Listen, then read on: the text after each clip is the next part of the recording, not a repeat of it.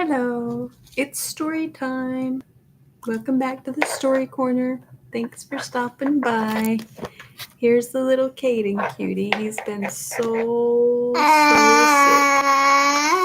He's getting like 3 or 4 teeth all at once, and he had such a high fever all night long. I've been up since about 4:30, I think. He's just had a fever all day, and he's just been so miserable, huh? But he's feeling a little better tonight. Yeah. I love you. Yeah, those are pretty cool, huh? Yeah, nice. It's been a rough day, and I have an event tomorrow, and the next day a fair that we're going to. So wish me luck.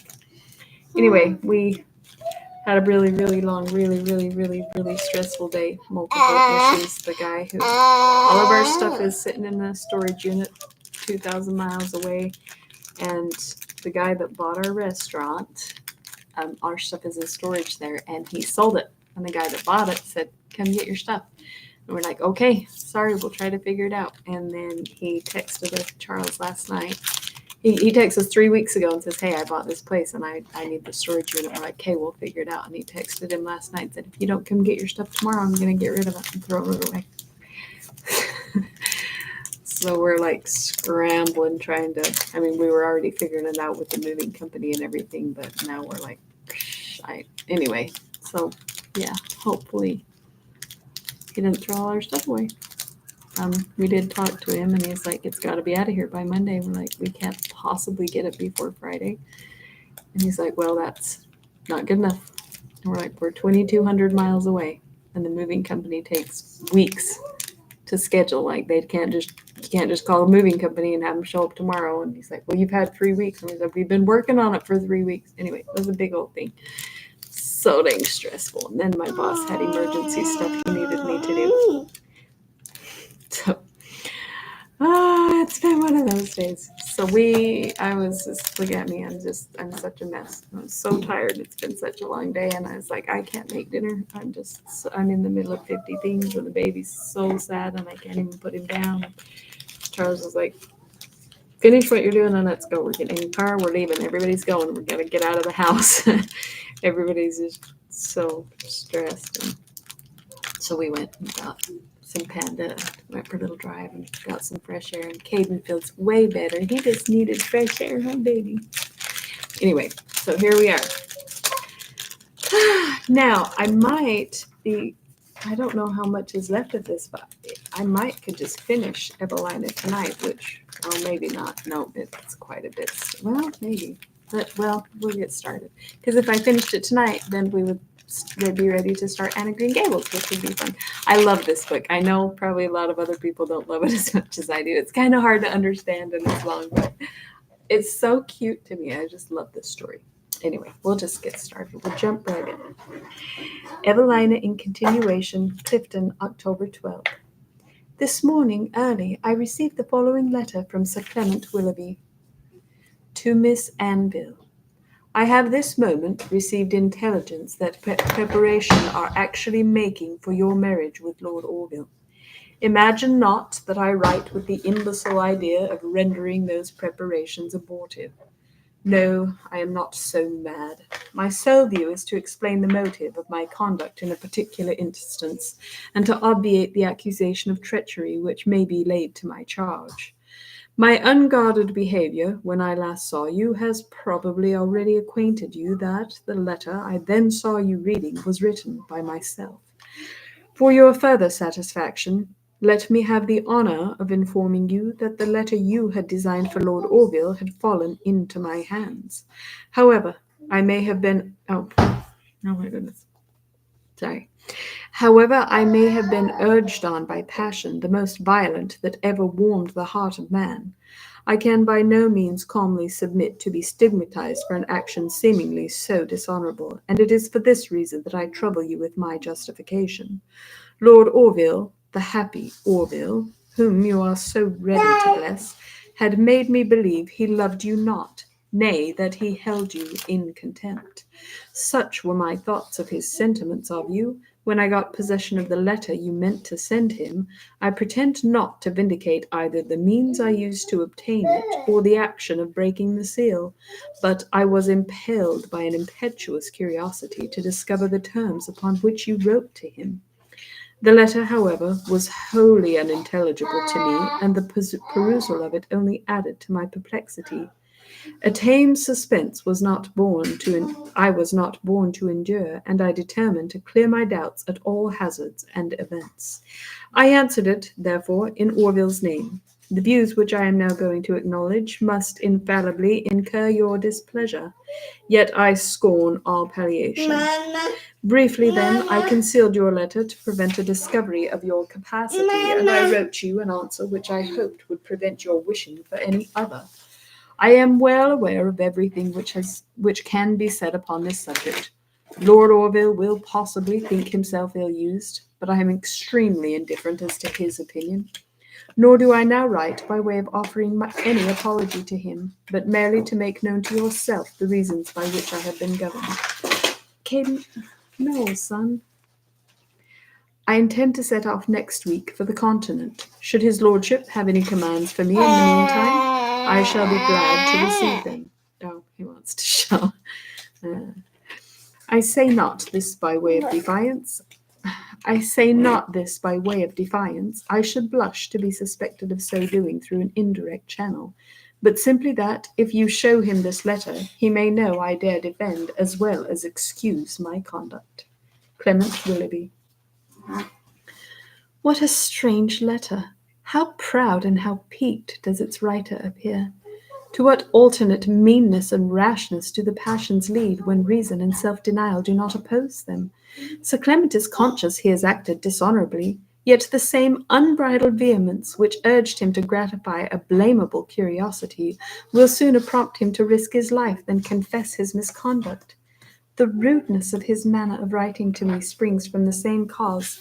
The proof he has received of my indifference to him has stung him to the soul, and he has neither the delicacy nor forbearance to disguise his displeasure.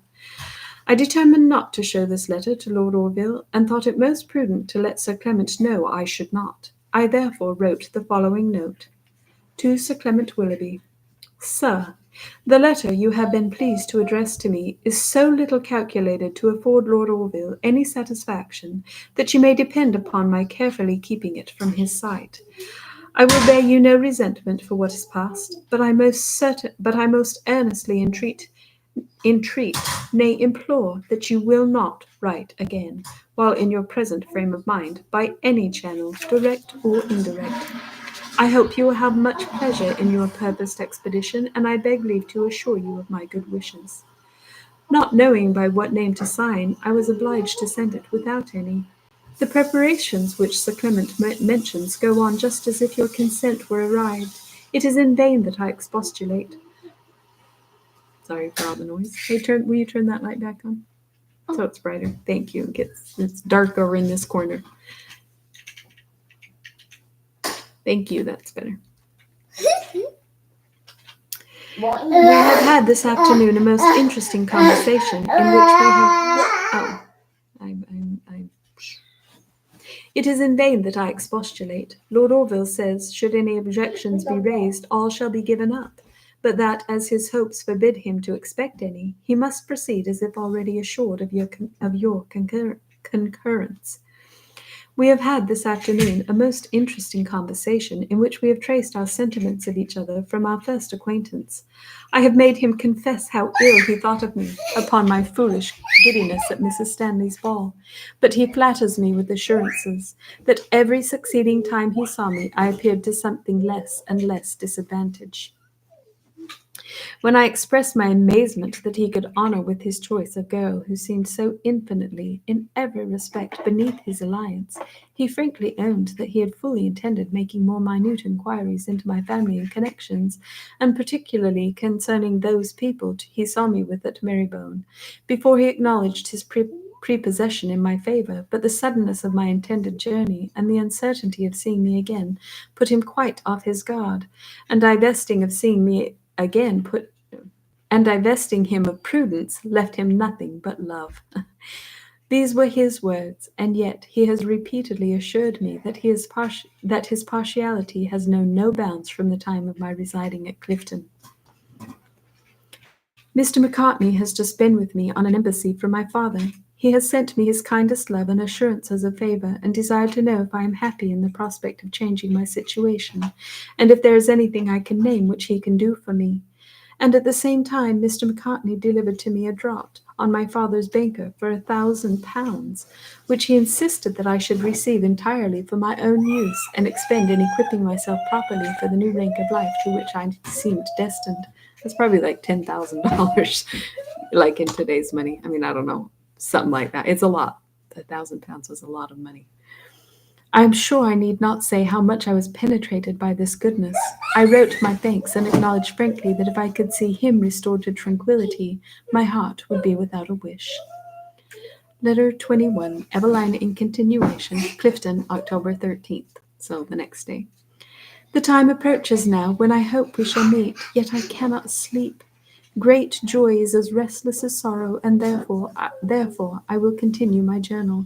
As I had never had an opportunity of seeing Bath, a party was formed last night for showing me that celebrated city, and this morning after breakfast we set out in 3 phaetons, Lady Louisa and Mrs. Beaumont with Lord Merton, Mr. Coverley with Mr. Lovell, and Mrs. Selwyn and myself with Lord Orville. We had hardly proceeded half a mile when a gentleman from a post-chaise which came galloping after us called out to the servants, "Hola, my lads! Pray, is one Miss Anville in any of them thingamabobs?" I immediately recollected the voice of Captain Mervyn, and Lord Orville stopped the phaeton. He was out of the chaise and with us in a moment.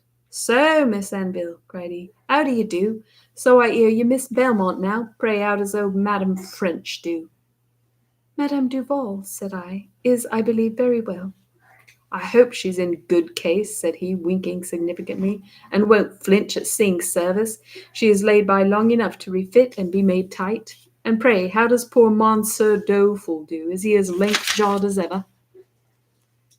"They are neither of them," said I, "in Bristol." "No?" cried he, with a look of disappointment. "But surely the old dowager intends coming to the wedding. 'Twill be a most excellent opportunity to show off her best lion silk. Besides, I propose to dance a new-fashioned jig with her. Don't you know when she'll come?" "I have no reason to expect her at all." "No? 'Fore George, this here's the worst news I'd wish to hear. Why, I've thought of nothing all the way but what trick I should serve her." "You have been very obliging," said I, laughing.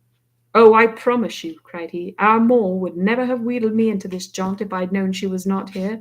For to let you into the secret, I fully intended to have treated the old buck with another frolic." "Did Miss Mervyn then persuade you to this journey?" "Yes, and we've been travelling all night." "We!" cried I. "Is Miss Mervyn then with you?" "What, Molly? Yes, she's in that there chaise." "Good heavens, sir! Why did you not tell me sooner?" cried I, and immediately, with Lord Orville's assistance, I jumped out of the phaeton and ran to the dear girl. Lord Orville opened the chaise door, and I am sure I need not tell you what unfeigned joy accompanied our meeting. We both begged we might not be parted during the ride, and Lord Orville was so good as to invite Captain Mervyn into his phaeton. I think I was hardly ever more rejoiced than at this so seasonable visit from my dear Maria, who had no sooner heard the situation of my affairs, than with the assistance of Lady Howard and her kind mother, she besought her father with such earnestness to consent to the journey, that he had not been able to withstand their united entreaties, though she owned that, had he not expected to have met with Madame Duval, she believes he would not so readily have yielded. They arrived at Mrs. Beaumont's but a few minutes after we were out of sight, and overtook us without much difficulty. I say nothing of our conversation, because you may so well suppose both the subjects we chose and our manner of discussing them. We all stopped at a great hotel, where we were obliged to inquire for a room, as Lady Louisa, fatigued to death, desired to take something before we began our rambles. As soon as the party was assembled, the captain, abruptly saluting me, said, "So, Miss Belmont, I wish ye joy. So I hear you've quarrelled with your new name already." "Me? No, indeed, sir." "Then please for to tell me the reason you're in such a hurry to change it." "Miss Belmont!" cried Mr. Lovell, looking around him with the utmost astonishment. "I beg pardon, but If it is not impertinent, I must beg leave to say I always understood that lady's name was Anvil. "'Fore George!" cried the captain. "It runs in my head I've seen you somewhere before. And now I think on't, I pray ain't you the person I saw at that play one night, and who didn't know all the time whether it was a tragedy or a comedy or a concert of fiddlers?" "I believe, sir," said Mr. Lovell, stammering, "I had once, I think, the pleasure of seeing you last spring." "Ay, and if I live in 100 springs," answered he, "I shall never forget it, by jingo! It has served me for a most excellent good joke ever since. Well, howsomever, I'm glad to see you still in the land of the living," shaking him roughly by the hand. "Pray, if a body may be so bold, how much a night may you give at present to keep the undertakers aloof?" "Me, sir?" cried Mr. Lovell, very much discomposed. "I protest I never thought myself in such imminent danger as to— Really, sir, I don't understand you." "Oh, you don't? Why then I'll make free for to explain myself. Gentlemen and ladies, I'll tell you what. Do you know this here gentleman, simple as he sits there, pays 5 shillings a night to let his friends know he's alive?" "And very cheap too," said Mrs. Selwyn, "if we consider the value of the intelligence." Lady Louisa being now refreshed, we proceeded upon our expedition. The charming city of Bath answered all my expectations. The crescent, the prospect from it, and the elegant symmetry of the circus delighted me. The parades, I own, rather disappointed me. One of them is scarce preferable to some of the best paved streets in London, and the other, though it affords a beautiful prospect, a charming view of Prior Park, and of the Avon, yet wanted something in itself of more striking elegance than a mere broad pavement to satisfy the ideas I had formed of it.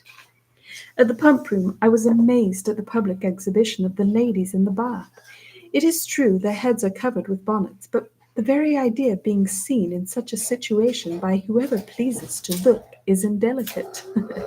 I mean, they're fully clothed in their suits and everything, but to sit in the water, where everybody can see is indelicate, funny. "'Fore George!" said the captain, looking into the bath. "This would be a most excellent place for old Madame French to dance a fandango in. By jingo, I wouldn't wish for a better sport than to swing around this here pond." "She would be very much obliged to you," said Lord Orville, "for so extraordinary a mark of your favour." "Why, to let you know," answered the captain, "she hit my fancy mightily. I never took so much to an old tabby before." "Really now," cried Mr. Lovell, looking also into the bath, "I must confess it is to me very incomprehensible why the ladies choose that frightful unbecoming dress to bathe in. I have often pondered very seriously upon the subject, but could never hit upon the reason." "Well, I declare," said Lady Louisa, I should like of all things to set something new a-going. I always hated bathing because one can get no pretty dress for it. Now do, there's a good creature, try to help me to something." "Who, me? Oh dear, ma'am," said he, simpering, "I can't pretend to assist a person of your ladyship's taste. Besides, I have not the least head for fashions. I really don't think I ever invented above 3 in my life. But I never had the least turn for dress, never any notion of fancy or elegance." "Oh, fie, Mr. Lovell, how can you talk so? Don't we all know that you lead the tongue in the beau monde? I declare, I think you dress better than anybody." "Oh dear, ma'am, you confuse me to the last degree. I dress well! I protest I don't think I'm ever fit to be seen. I'm often shocked to death to think what a figure I go. If your ladyship will believe me, I was full half an hour this morning thinking what I should put on." "Odds my life!" cried the captain, "I wish I'd been near you. I warrant I'd have quickened your motions a little. Half an hour thinking what you'd put on! And who the deuce do you think cares the snuff of a candle whether you've anything on or not?"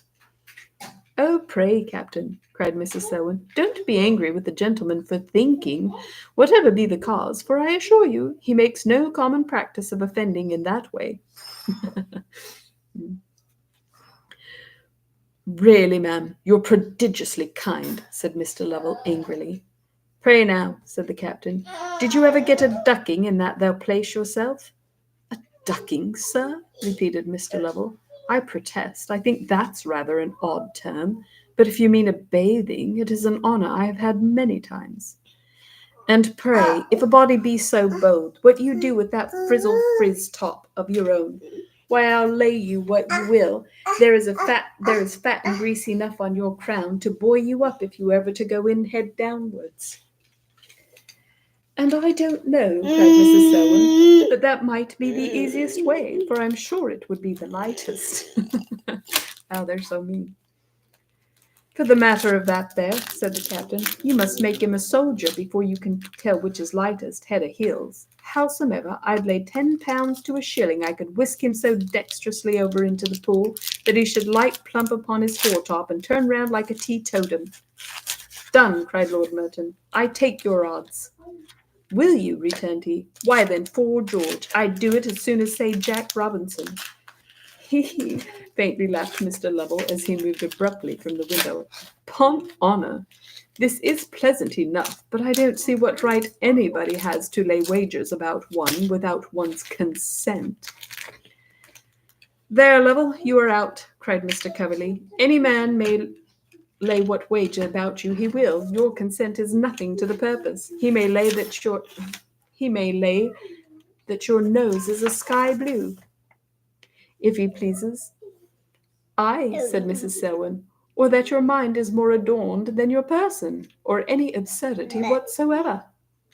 I protest, said Mr. Lovell. I think it's a very disagreeable privilege, and I must beg that nobody may take such a liberty with me. Like enough you may, cried the captain, but what's that to the purpose? Suppose I've a mind to lay that you've never a tooth in your head. Pray, how will you hinder me? You'll allow me, at least, sir, to take the liberty of asking how you'll prove it? How? Why, by knocking them all down your throat. Knocking them all down my throat, sir, repeated Mr. Lovell with a look of horror. I protest. I never heard anything so shocking in my life, and I must beg leave to observe that no wager, in my opinion, should justify such barbarous action. Right. Oh, oh, I love you. Oh, wow. Oh, you just need lots of love. So, oh, you're so precious. I love you. I love you.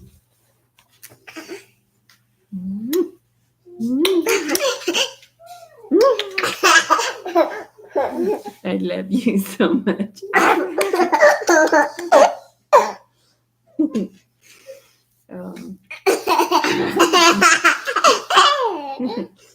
Oh, I lost my place. Oh.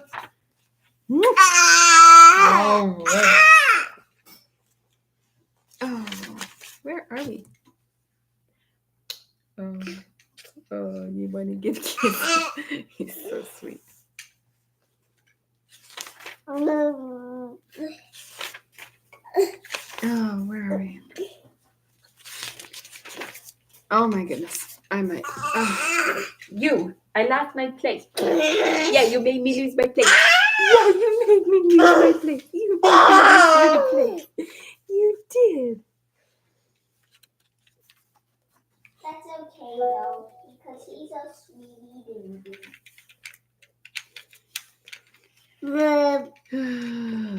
20. My goodness, I so lost my place. I am sorry. Right in the middle of reading.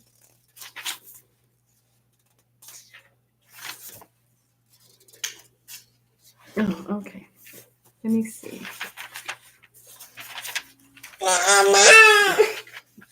Oh, wow.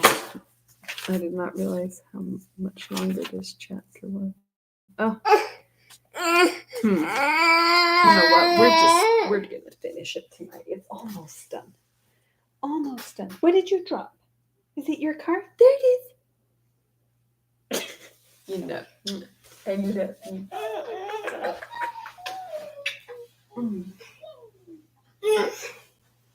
Oh my goodness. You just want full attention, huh? Ew, gross. Oh, he's being such a handful.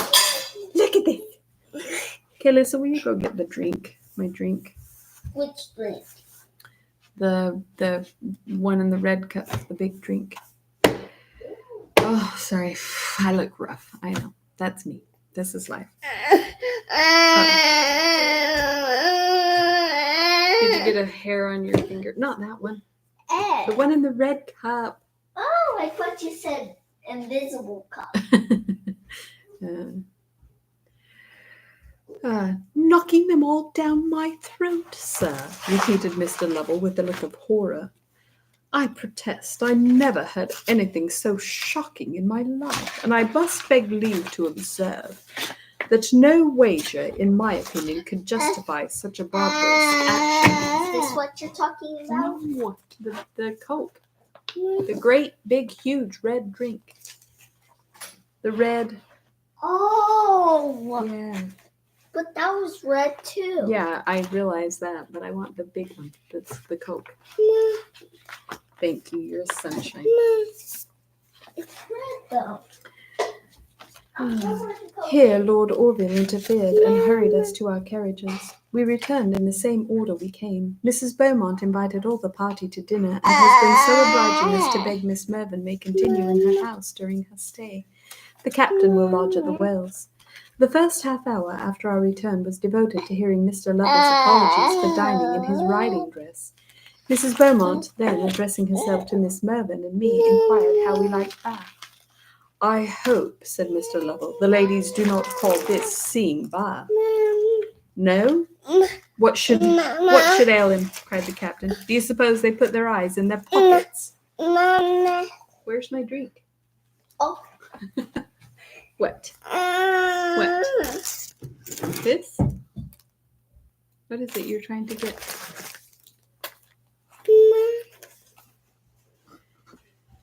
No, sir, but I fancy you will find no person, that is, no person of any condition, call going about a few places in a morning, seeing Bath. Mayhap, then, said the captain, you think we should see it better by going about at midnight.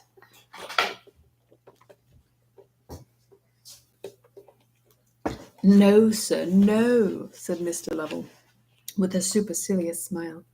I perceive you don't understand me. We should never call it seeing Bath without going at the right season. Why, what a plague then, demanded he. Can you only see it at one season of the year? Mr. Lovell again smiled, but seemed superior to making any answer.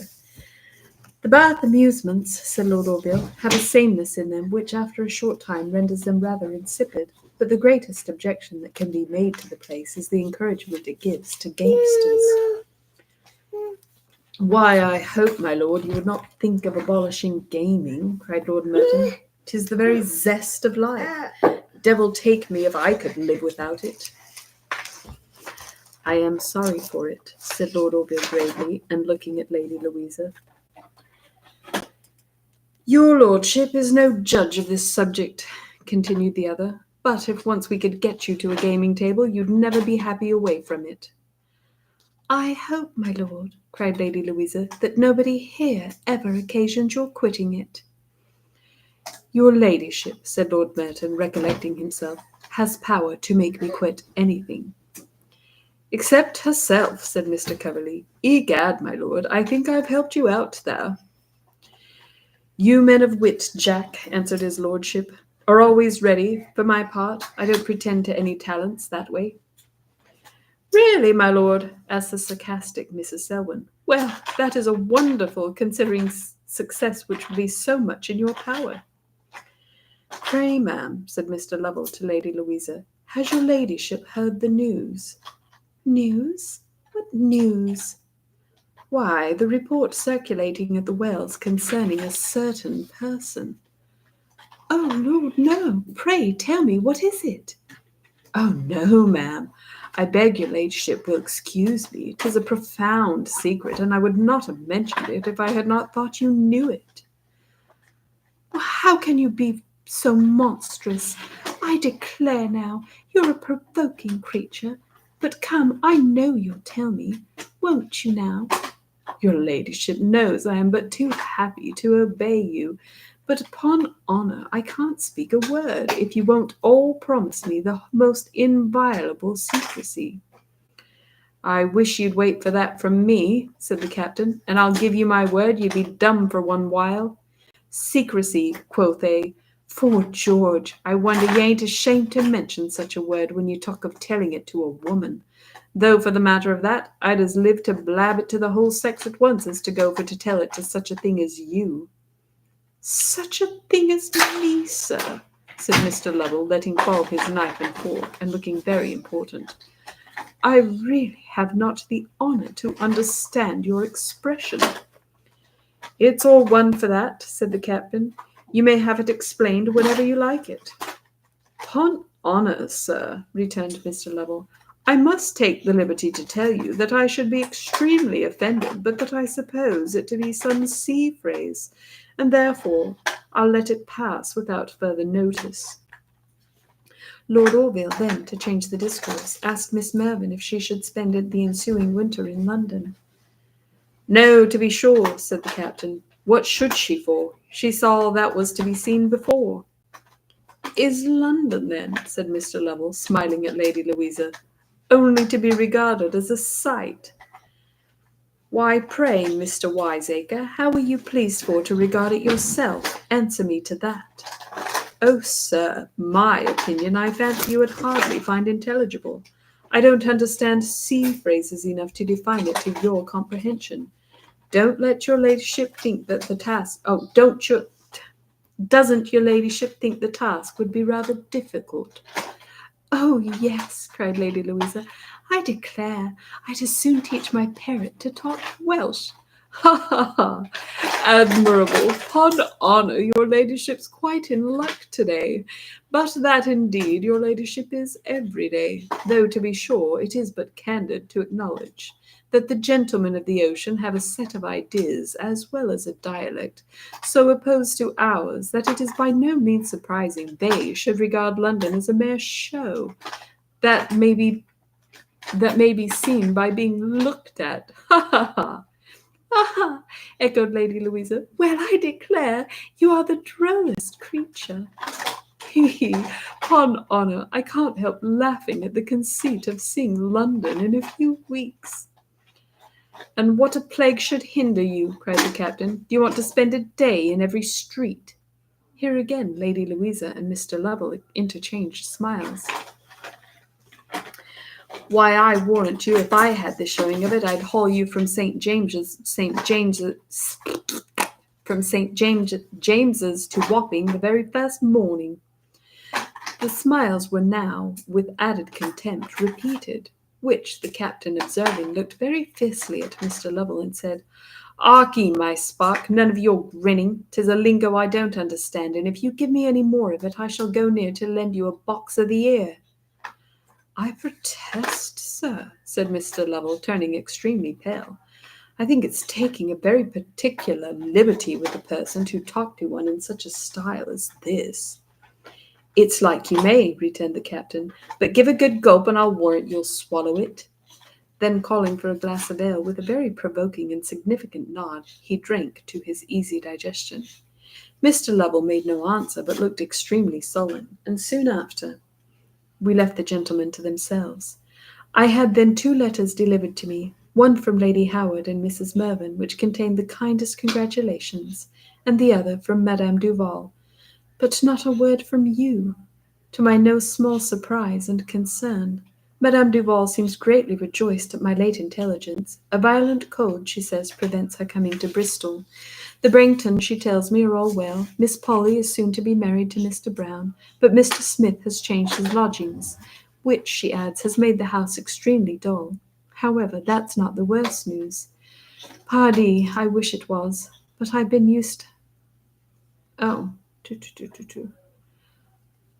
Oh, this is her talking. Ah, okay. Sorry. I'm so tired. So then I yawned. I'm so tired. I can't think straight. It's like 10:30, and I've been up since 4:30, so that's a long time. Okay. Miss Polly is soon to be married to Mr. Brown, but Mr. Smith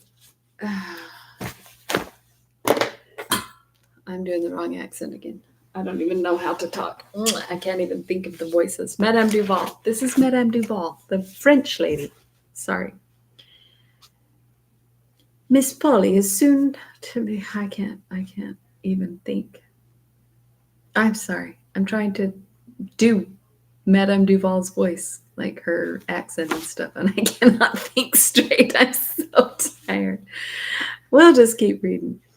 But Mr. Smith has changed his lodgings, which, she adds, has made the house extremely dull. However, that's not the worst news. Pardy, I wish it was, but I've never been used like nobody, for Monsieur Dubois has had the baseness to go back to France without me. In conclusion, oh, okay, that's the end of the quote. I'm sorry. Now it's Evelina talking again. I can't seem to keep track of the punctuation in this letter. In conclusion, she assures me, as you prognosticated she would, that I shall be sole heiress of all she is worth when Lady Orville. At tea time we were joined by all the gentlemen but Captain Mervyn, who went to the hotel where he was to sleep, and made his daughter accompany him. Did you get a hair in your mouth? To separate her trumpery, as he called it, from his clothes. As soon as they were gone, Mr. Lovell, who still appeared extremely sulky, said, I protest, I never saw such a vulgar, abusive fellow in my life as that captain. 'Pon honour, I believe he came here for no purpose in the world but to pick a quarrel. However, for my part, I vow I won't humour him. I declare, cried Lady Louisa, he put me in a monstrous fright. I never heard anybody talk so shocking in my life. I think, said Mrs. Selwyn with great solemnity, he threatened to box your ears, Mr. Lovell, did not he? Really, ma'am, said Mr. Lovell, colouring, if one was to mind everything these low kind of people say, one should never be at rest for one impertinence or other. So I think the best way is to be above taking any notice of them. What? Said Mrs. Selwyn with the same gravity, and so receive the blow in silence. What? During this discourse, I heard the captain's chaise stop at the door and ran downstairs to meet Maria. She was alone, and told me that her father, who, she was sure, had some scheme in agitation against Mr. Lovell, had sent her on before him. We continued in the parlour till his return, and were joined by Lord Orville, who begged me not to insist on a patience so unnatural as submitting to be excluded our society. And let me, my dear sir, with a grateful heart, let me own I never before passed half an hour in such perfect felicity. I believe we were all sorry when the captain returned, yet his inward satisfaction, from however different a cause, did not seem inferior to what ours had been. He chucked Maria under the chin, rubbed his hands, wept, and was scarce able to contain the fullness of his glee. We all attended him to the drawing-room, where, having composed his countenance, without any previous attention to Mrs. Beaumont, he marched up to Mr. Lovell, and abruptly said, Pray, have you e'er a brother in these here parts? Me, sir? No, thank heaven, I'm free from all encumbrances of that sort. Well, cried the captain, I met a person just now, so like you, I could have sworn he had been your twin brother. It would have been a most singular pleasure to me, said Mr. Lovell, if I also could have seen him, for really I have not the least notion of what sort of person I am, and I have a prodigious curiosity to know. Just then the captain's servant, opening the door, said, A little gentleman below desires to see one Mr. Lovell. Beg him to walk upstairs, said Mrs. Beaumont. But pray, what is the reason William is out of the way? The man shut the door without any answer. Can't imagine who it is, said Mr. Lovell. I recollect no little gentleman of my acquaintance now at Bristol, except indeed the Marquis of Charlton, but I don't much fancy it can be him. Let me see. Who else is there so very little? A confused noise among the servants now drew all eyes towards the door. Oh, it's almost done, baby. You're so tired. You're so tired. I just kind of wanted to get done tonight. We're just gonna have to finish tomorrow, huh? You're just so tired. He's so his fever's coming back. I guess we'll just end right there because he is just not feeling good. I need to go get him some ibuprofen. Just not feeling good, huh? I love you, baby. Mama loves you so much. Okay, all right, we'll go. Say goodnight. Say bye-bye. Good night. I'm gonna go to bed. I'm so tired. Oh, bye-bye. Okay. Well, I was gonna finish it tonight, but there's still a bit more, so we'll finish tomorrow. I'm kind of thinking I might get home early enough from the fair tomorrow because I think it ends at like 5. So, and then it's like an clean up and then probably an hour and a half drive because the traffic's gonna be bad. So 5, 6, 7. See, I'll probably be home. Yeah, I'll probably be able to read tomorrow night. So maybe we'll just finish it tomorrow. Okay. Say bye-bye. Oh, look, he looks so pale. He's so white. Oh, these don't feel good, huh? I love you. Okay. All right. Good night. We'll see you tomorrow. Thank you for stopping by. Make sure to leave a like on the video. Okay. Bye-bye. Love you. Bye-bye. Bye-bye.